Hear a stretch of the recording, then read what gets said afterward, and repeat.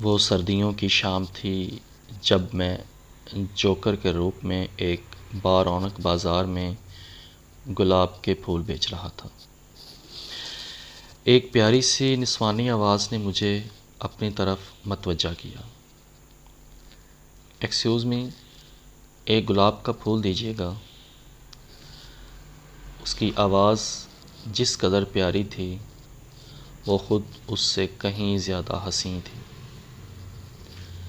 چاند سا روشن چہرہ اور گلاب کی پتیوں جیسے سرخ ہونٹ دیکھ کر میں چند لمحے اپنی پلکیں جھپکنا بھول گیا تھا۔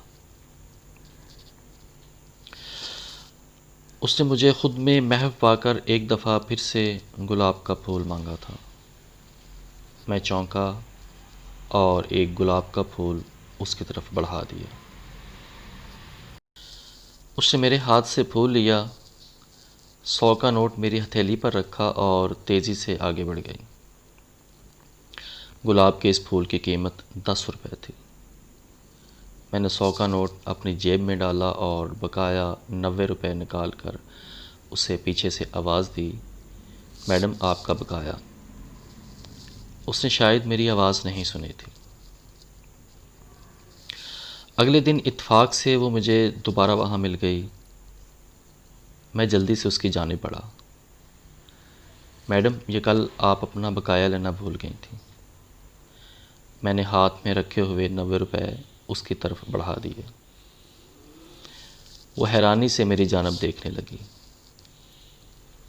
ایک پھول کی قیمت 10 روپے ہے اور آپ نے 100 روپے کا نوٹ دیا تھا۔ یہ رہے آپ کے 90 روپے بقایا۔ میں نے اپنا ہاتھ مزید آگے بڑھاتے ہوئے کہا۔ کوئی بات نہیں، آپ رکھ لیں۔ اس نے قدرے نرم لہجے میں کہا۔ نہیں میڈم، میں ایسے یہ پیسے نہیں رکھ سکتا، پلیز آپ اسے واپس لے لیں، میں نے فیصلہ کن انداز میں کہا تھا۔ ایسا کریں، اس کے بھی پھول دے دیں، اس نے ایک لمحے کے لیے سوچ کر کہا۔ میں نے جھٹ سے 9 پھول لیے اور ان کا گلدستہ سا بنا کر اس کے حوالے کر دیا۔ اس نے وہ پھولوں کا گلدستہ لیا اور ہلکی سی مسکراہٹ بکھیر کر آگے بڑھ گئی۔ میں خوش تھا کہ میرے مزید 9 پھول بک گئے ہیں۔ چند دن کے بعد وہ خوبصورت لڑکی دوبارہ میرے پاس آئی۔ اب اس نے مجھے 10 پھولوں کا ایک گلدستہ بنانے کو کہا۔ میں نے ایسا ہی کیا۔ اس نے گلدستہ لیا، مجھے 100 کا نوٹ دیا اور مسکرا کر چلی گئی۔ وہ ہفتے میں 2 یا 3 بار ضرور آتی، مجھ سے پھولوں کا گلدستہ بنواتی، قیمت ادا کرتی، مسکرا کر میری طرف دیکھتی اور واپس چلی جاتی۔ وہ شاید میری مدد کر رہی تھی، کیونکہ پھولوں کے پیسے ادا کرتے وقت اس کے چہرے پر ایک اطمینان سا ہوتا۔ دن میں کتنے پھول بیچ لیتے ہیں آپ؟ ایک دن پھولوں کا گلدستہ خریدتے ہوئے اس نے مجھ سے پوچھ لیا۔ یہی کوئی 150-200، کبھی اس سے زیادہ بھی بک جاتے ہیں، میں نے مسکرا کر جواب دیا، لیکن میری مسکراہٹ اسے نظر نہ آ سکی کیونکہ میرے چہرے پر ماسک تھا۔ میری بات سن کر اس کے چہرے پر اچانک سنجیدگی چھا گئی۔ اس نے ایک دوسرا 100 کا نوٹ نکالا اور مجھے ایک مزید گلدستہ بنانے کو کہا۔ اس کے رویے سے صاف ظاہر تھا کہ وہ میری مدد کر رہی ہے۔ مدد کرنے کا شکریہ، میں نے دوسرا گلدستہ دیتے ہوئے اس کی آنکھوں میں دیکھتے ہوئے کہا۔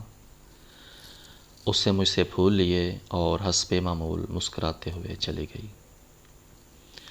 اب وہ روز میرے پاس آنے لگی تھی۔ وہ روز پھولوں کا ایک گلدستہ خریدتی اور پیاری سی مسکراہٹ بکھیر کر چلی جاتی۔ کچھ ہی عرصہ میں ہماری دوستی ہو گئی تھی۔ اس کا نام امبرین تھا۔ ہماری روز ملاقاتیں ہونے لگیں۔ میں کام جلدی ختم کرتا، اپنا جوکر والا کاسٹیوم اتارتا اور اس ریسٹورنٹ میں چلا جاتا جہاں وہ میرا انتظار کر رہی ہوتی۔ ہم وہاں بیٹھ کر چائے پیتے اور دیر تک باتیں کرتے رہتے۔ میں اس کے دل کی بات تو نہ جان سکا، لیکن مجھے اس سے محبت ہو چکی تھی۔ ایسے ہی ملاقاتوں اور باتوں میں کئی مہینے گزر گئے۔ ہماری ملاقاتوں میں اچانک ٹھہراؤ آ گیا۔ میں نے ایک ہفتہ تک اس کا انتظار کیا، لیکن وہ وہاں نہیں آئی۔ ہفتوں سے مہینے گزر گئے، لیکن دوبارہ ہماری ملاقات نہ ہو سکی۔ مجھے بہت مایوسی ہوئی۔ میں اندر سے ٹوٹ چکا تھا۔ میری زندگی میں جو خوشیاں آئی تھیں وہ واپس لوٹ گئیں۔ مجھے یوں لگا کہ جیسے کسی نے بہت بلندی تک پہنچا کر میرا تھاما ہوا ہاتھ چھوڑ دیا ہو۔ میرے سارے خواب چکنا چور ہو چکے تھے۔ نہ جانے امبرین نے مجھے دھوکہ دیا ہے یا اس کے ساتھ کوئی انہونی ہو گئی ہو۔ میں کچھ بھی نہ فیصلہ کر پایا۔ اسے بھول جانے کے سوا میرے پاس کوئی چارہ نہیں تھا۔ زندگی یوں ہی چلتی رہی۔ بہت کچھ بدل گیا، لیکن میں جوکر کا جوکر ہی رہا۔ البتہ میں نے اپنا کاروبار اور جگہ دونوں بدل لیے تھے۔ اب میں پھول نہیں بیچتا تھا، کیونکہ پھولوں سے میں بیزار ہو چکا تھا۔ میں نے اپنے نئے کاروبار کے لیے شہر کے ایک پارک کا انتخاب کیا۔ میں نے پارک کے مین گیٹ کے سامنے بچوں کے کھلونے بیچنا شروع کر دیے تھے۔ بچے مجھے دیکھ کر بہت خوش ہوتے۔ میری شرارتوں سے ان کا دل بھی بہل جاتا اور کھیلنے کے لیے انہیں کھلونا بھی مل جاتا۔ الحمدللہ میری بھی اچھی خاصی دہاڑی لگ جاتی تھی۔ مجھے اس پارک کے سامنے کھلونے بیچتے ہوئے تقریباً 5 سال گزر چکے تھے۔ ایک شام جب میں اپنے کام میں مصروف تھا، میری نظر سامنے آتی ہوئی ایک دلربا پر پڑی۔ میرا دل زور سے دھڑکا۔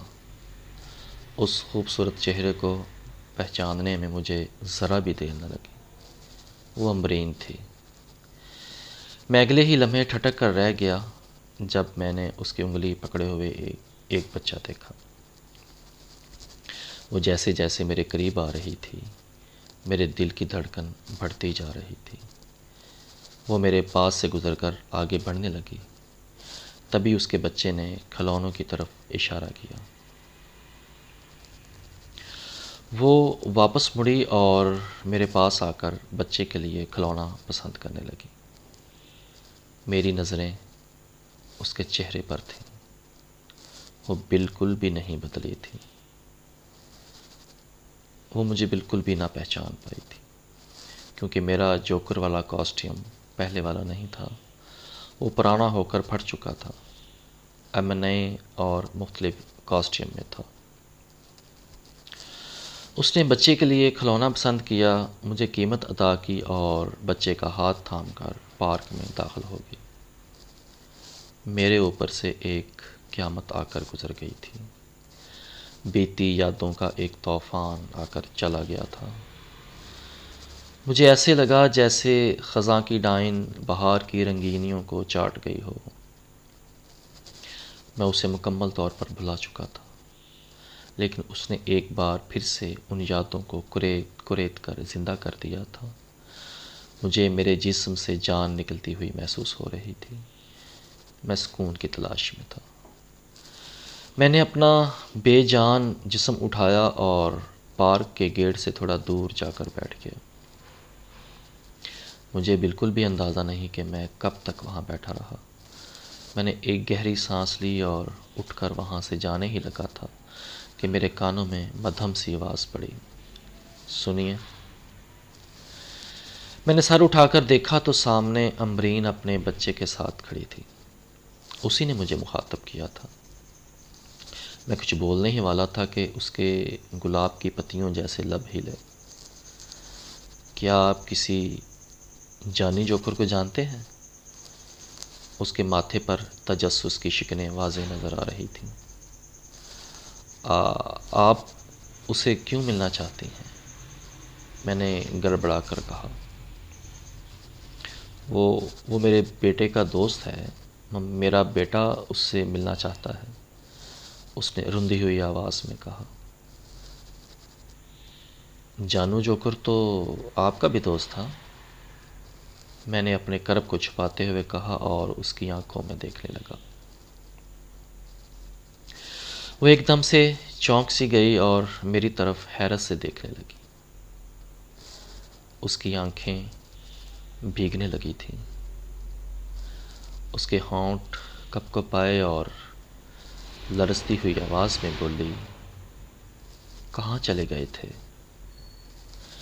جانتے ہو پچھلے 2 سال سے میں مسلسل آپ کو ڈھونڈ رہی ہوں، اس نے شکوہ کرتے ہوئے کہا تھا۔ ایک دن ہم پھر اسی ریسٹورنٹ میں بیٹھے چائے پی رہے تھے۔ امبرین نے بتایا تھا کہ اس کے گھر والوں نے اس کی مرضی کے بغیر اس کی شادی کر دی تھی۔ شادی صرف 2 سال چل سکی تھی۔ وہ طلاق کے بعد خود کو تنہا محسوس کرنے لگی تھی۔ اسے پھر سے ایک دوست کی ضرورت تھی، اور اتفاق سے اس کا کھویا ہوا دوست پھر سے اسے مل گیا تھا۔ آپ نے ابھی تک شادی کیوں نہیں کی؟ اس نے چائے کا گھونٹ پیتے ہوئے مجھ سے پوچھا تھا۔